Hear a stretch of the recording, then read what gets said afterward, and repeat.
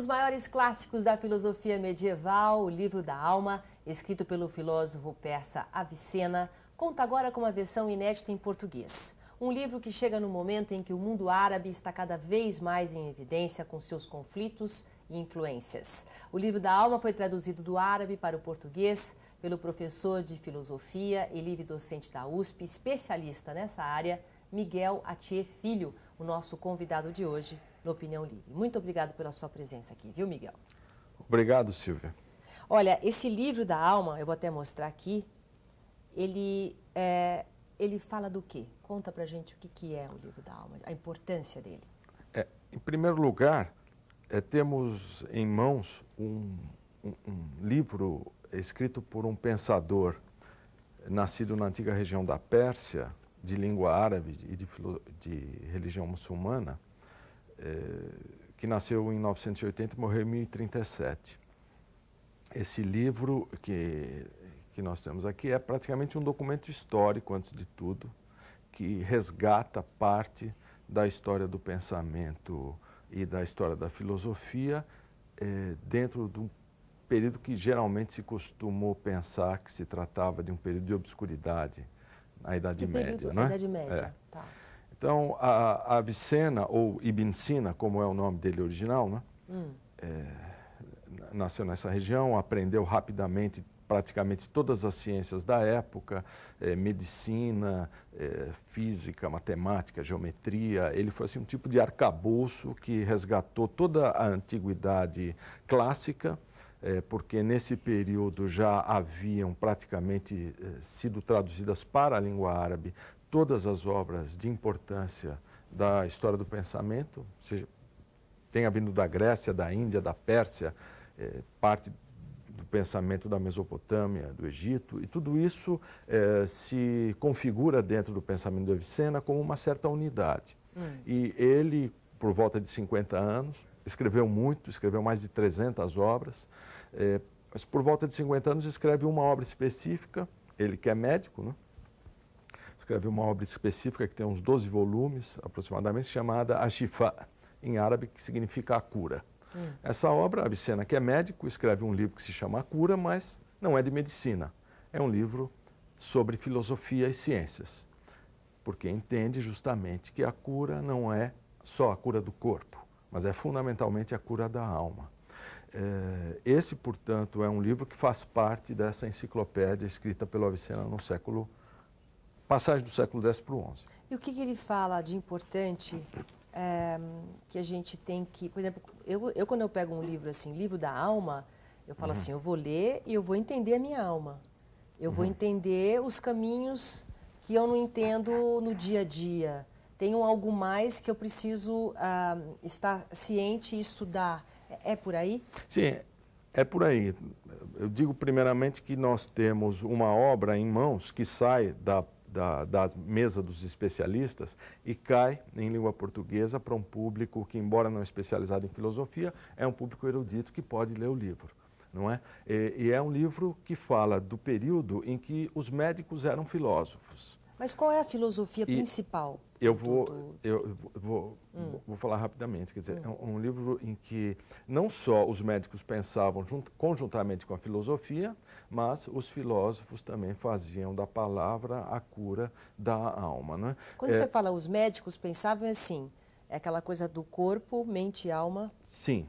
Funcionando. Sim. Tá? Isso aí, na época, foi uma descoberta, porque as pessoas... Já faz parte de uma tradição, acho que desde o período do Galeno, que é um médico do século II, mas no auge da ciência e da filosofia no mundo árabe islâmico, o Avicena é um dos ápices desse tipo de pensamento. Que tinha algo mais para ser curado. Não, sem dúvida, sem dúvida. Há uma integração completa entre corpo e alma, não é? Ele escreveu várias obras de medicina, mas todas as obras filosóficas dele também incluem as questões do corpo. Não é uma filosofia destituída de corpo e nem uma medicina destituída de alma. É uma interpenetração das duas instâncias, porque entende que o homem é um tipo de conjunto, é um tipo de harmonia plena que deve encontrar esse seu equilíbrio nas duas instâncias. Tá. Não é? O livro faz parte de uma grande tradição filosófica, porque a pergunta a respeito da alma não é só dos filósofos, ela é uma pergunta que faz parte da história do pensamento humano. Né? há muitos anos, pelo menos há 7, 8 mil anos, você tem registros, desde que se começam a enterrar os mortos, de que ali há algum tipo de pensamento a respeito de que há alguma coisa da interioridade humana que talvez possa permanecer. A partir disso, as grandes civilizações, China, Índia, Egito, Mesopotâmia, Grécia, todos eles produziram uma série de teorias a respeito dessa interioridade humana. Mas ninguém conseguiu chegar nessa resposta. Hein? Há várias respostas, não é? E há vários nomes para essa interioridade: alma, espírito, Atman, self, você pode, psique para os gregos, Baka, você dá vários nomes à interioridade. E outra, as teorias, sejam elas de caráter religioso, filosófico, científicas, não só dão o nome, mas propõem uma certa geometria, uma certa geografia interna, para dizer como que está dividido isto, quais são as suas funções, como que ela opera, como que ela entra em relação com o corpo, qual que é o fundamento disso. A grande pergunta é: o que somos nós? Essa é a questão. Eu vou te dizer, quando você fala geografia interna, a gente até para, né? Porque geografia, é isso mesmo que a gente tem que saber, são vários pontos, vários aspectos que você tem que atingir. E isso no caso, tem um estudo aqui. Sim, sim. O livro está dividido em 5 capítulos, que faz parte de uma tradição de pensamento que alia boa parte dessas teorias que são anteriores ao Avicena, tanto vindo da filosofia quanto vindo da medicina. Não é? Está dividido em 5 partes. Na primeira parte ele procura definir o que é a alma, quais são as suas funções. E o que é tanta pergunta. Tá bom, então o que é alma? O que é muita pergunta. Mais do que saber exatamente o que é, a gente poderia dizer o que é a alma no caso dessa obra do Avicena, há várias respostas e elas funcionam dentro das suas particularidades, não é? Fala uma só. Que pudesse definir, no caso, o Avicena, ele fala uma definição dele para a alma. Então, a definição fundamental é que há uma instância substancial que quando os elementos da matéria são combinados aqui, nesse nosso mundo, não é?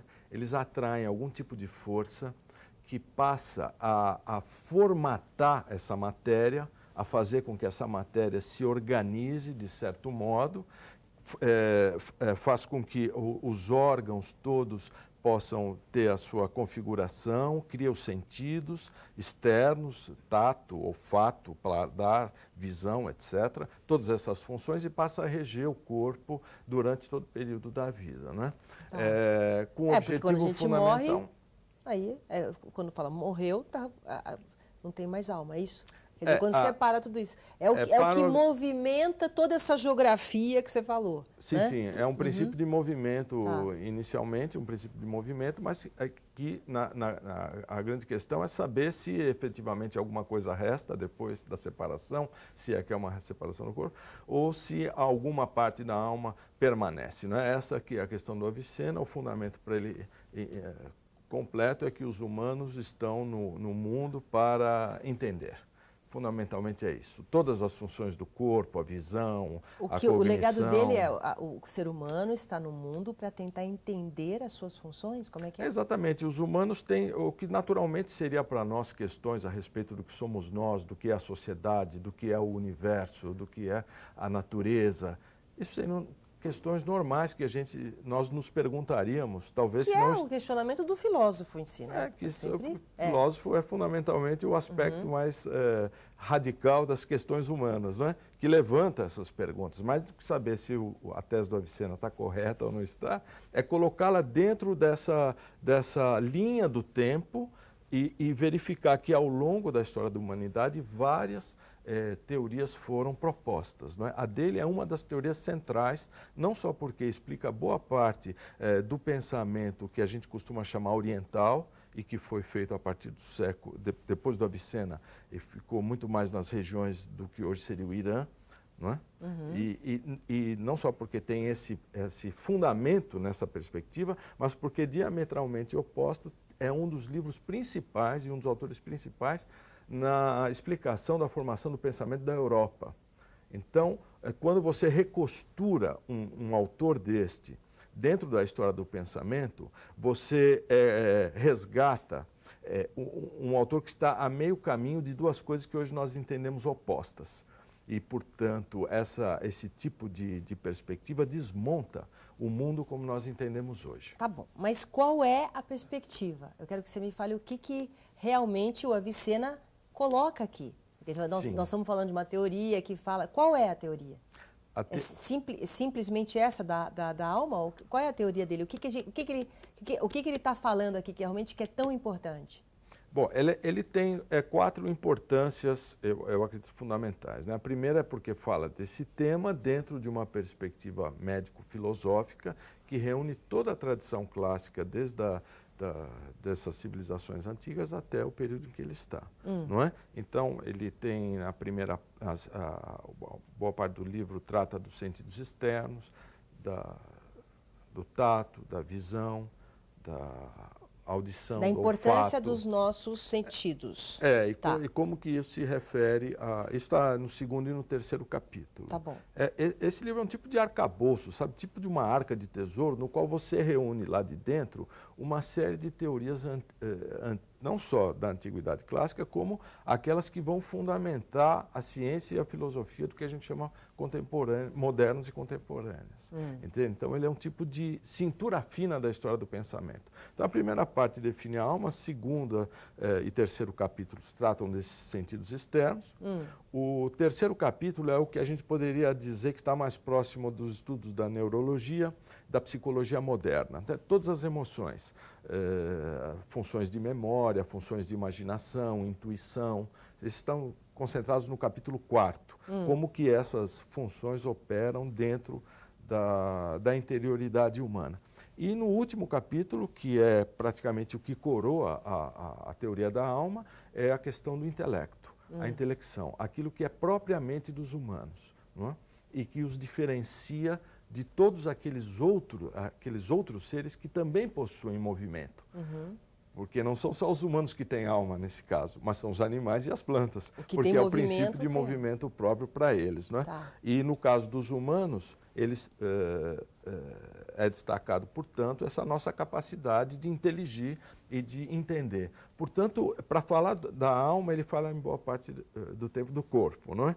E vai num processo, quer dizer, a função dos humanos, nesse caso, seria como num processo de desmaterialização, que você recolhe pelos dados do corpo, até que introjeta nas câmeras cerebrais e no último estágio você entende. O entendimento é um tipo de desmaterialização de tudo aquilo que nós podemos antecipar por meio desse processo. Então é isso. É complexo. Deixa eu fazer um intervalo comercial. É complexo. Aliás, né? A alma é complexa, né? Um instante só, eu já volto com o Miguel Atier Filho, tá? Um instante só.